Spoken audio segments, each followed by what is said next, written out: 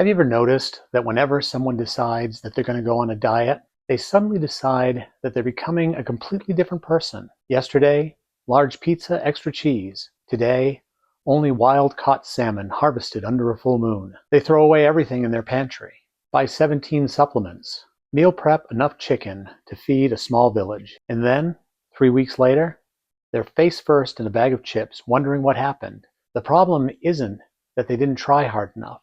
The problem is that they try to change everything at once. Today, we're talking about the first pillar of the 1% diet: nutrition. Not perfect nutrition, not influencer nutrition, not six-pack abs on a yacht nutrition. Real nutrition, and how tiny changes can completely transform your health. Part 1. Why most diets fail. The biggest mistake people make isn't eating too much. It's trying to become healthy overnight. Imagine you've never run before. Would you sign up for a marathon tomorrow? Of course not. You'd start with a short walk. But when it comes to food, people go from fast food, soda, dessert, and late night snacking to no sugar, no carbs, no eating after 6 p.m., no fun, no happiness, and no reason to continue living. The problem with extreme diets is they require extreme effort, and extreme effort rarely lasts. So you might ask, what is the solution? Well, what works better is building habits that are small enough to repeat. The goal isn't to eat perfectly today. The goal is to eat slightly better today than yesterday. If you make one small positive change to your diet each week and stick with it, your nutrition will be 52% better at the end of the year. That's how real transformation happens, 1% at a time. Part 2. The food quality upgrade.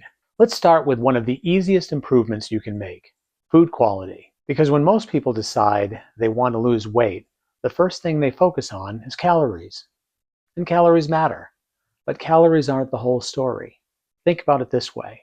A 500-calorie meal made from steak, potatoes, and vegetables affects your body differently than 500 calories of soda and cookies. The calories might be the same, but the experience isn't. One meal leaves you full, the other leaves you wondering, what else is in the pantry? Food is more than energy. Food affects hunger, cravings, energy levels, blood sugar, and how easy it is to stick to your plan tomorrow. That's where food quality starts to matter. Whole foods tend to be more filling, more nutritious, harder to overeat. And that's important because most of us don't struggle with overeating chicken breasts and broccoli. Nobody has ever said, I accidentally ate 14 pounds of salmon last night. That's not how it works. The foods people tend to overeat are usually foods designed to be easy to overeat. Ultra-processed foods are often engineered to hit what food scientists call the bliss point. The perfect combination of sugar, fat, salt, crunch, and flavor. Not enough to satisfy you, just enough to make you want another bite, and another, and another. That's why it's so easy to finish an entire bag of chips while watching TV. You weren't even hungry when you opened the bag, but somehow the bag is empty. And now you're looking for dessert. Again, this isn't because you're weak. This isn't because you lack discipline. The product is doing exactly what it was designed to do. The good news? You don't have to swear off every processed food forever.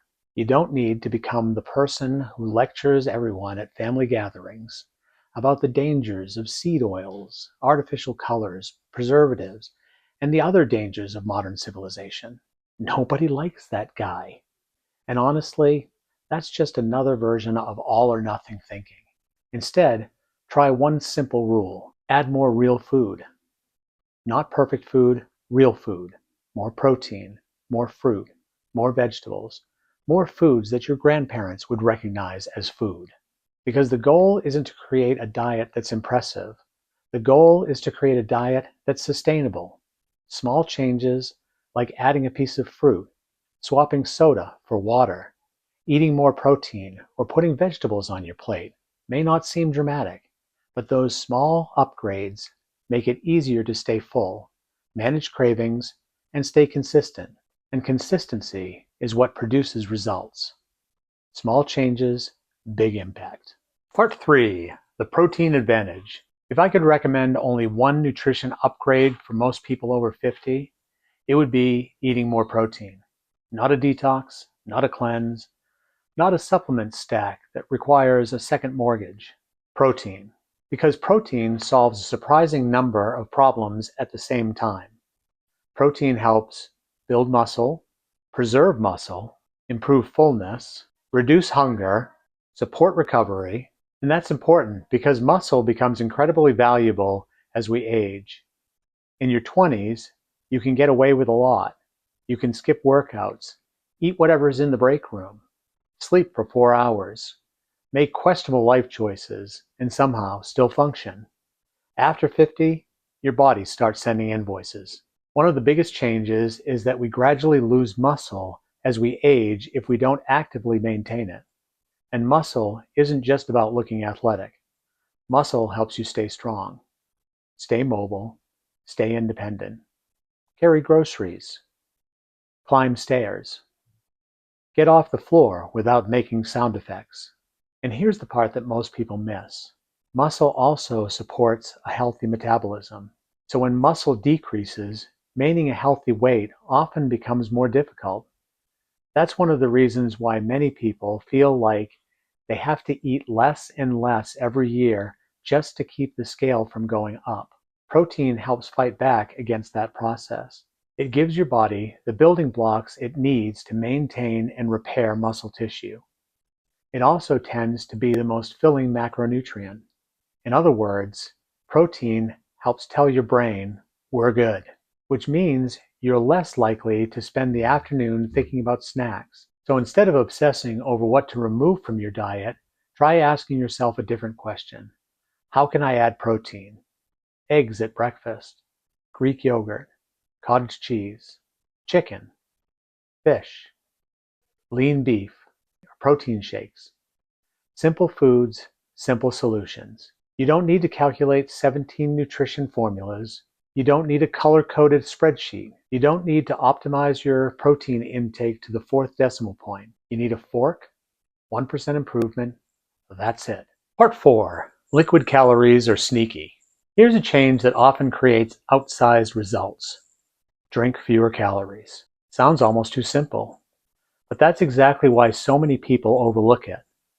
Think about all the calories people drink every day. Soda, fancy coffee drinks, sweet tea, sports drinks, energy drinks, fruit juice, and sometimes even the healthy drinks. And the tricky part is that most of them don't make you feel full. Your brain doesn't register liquid calories the same way it registers food. If you eat a 300-calorie meal, your body notices it. You feel like you ate something. But drink 300 calories, you can finish it in 5 minutes and immediately start looking for lunch, which means you can consume hundreds of calories and still feel hungry afterwards. That sounds like paying the bills and getting no stuff. A terrible deal. Imagine eating 6 oranges. You'd probably be full. Now imagine drinking a large glass of orange juice. Same idea, very different fullness. The calories showed up, the satisfaction didn't. And liquid calories are everywhere.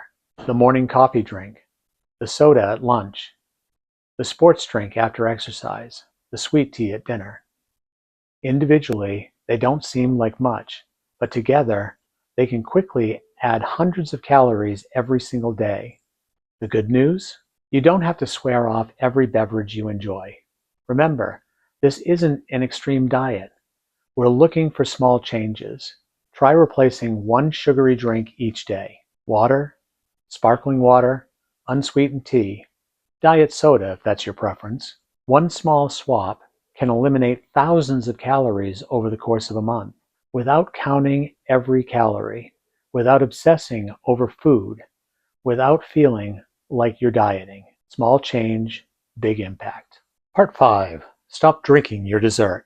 Speaking of drinks, some coffee orders are basically milkshakes wearing business attire. You think you're grabbing a coffee. Your bloodstream thinks it's somebody's birthday.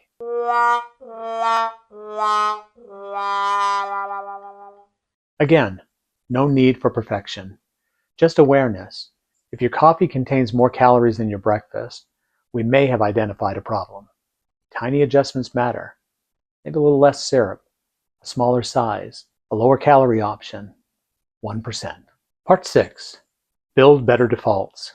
The people who eat healthiest aren't necessarily the most disciplined. They're not waking up every morning with superhuman willpower. They simply make healthy choices easier and unhealthy choices harder. Think about your kitchen for a moment. What foods are visible? What foods are convenient?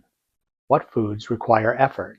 Because convenience wins almost every time. After a long day at work, most people don't stop and perform a detailed nutritional analysis. They're tired, they're hungry, they're busy, and they're usually going to grab whatever is easiest. That's why your environment matters so much. If cookies are sitting on the counter, if chips are the first thing you see when you open the pantry, if ice cream is calling your name every time you open the freezer, guess what's getting eaten? On the other hand, if a bowl of fruit is sitting on the counter, if Greek yogurt is ready to go in the refrigerator, if hard-boiled eggs are already prepared, if healthy leftovers are easy to grab, those foods become more likely to get eaten. Not because you suddenly became more motivated, because you removed friction. The easiest choice becomes the default choice. That's why successful nutrition isn't just about knowing what to eat. It's about designing your environment so healthy decisions happen almost automatically. Create better defaults. Put healthy foods where you can see them. Keep protein options available. Prep foods before you need them. Make the good choice the easy choice. Because when you're hungry, tired, stressed, or busy, willpower gets weaker. But a well-designed environment keeps working. Remember, environment beats willpower every time. Part 7. The big secret nobody talks about. The truth is, there is no perfect diet. Low carb works for some people. Mediterranean works for others. High protein diets helps many people. Different approaches can all be successful, because success usually comes from doing something consistently, not doing something perfectly. The best nutrition plan isn't the one that's most impressive. It's the one you'll still be doing next year. Final takeaways. If you remember nothing else from today's video, remember this. Stop trying to change everything. Start changing something. Pick one thing to start today. Add protein. Drink more water. Eat one more serving of vegetables. Replace one ultra-processed snack. Improve one meal, 1%. Then repeat, adding a new 1% change.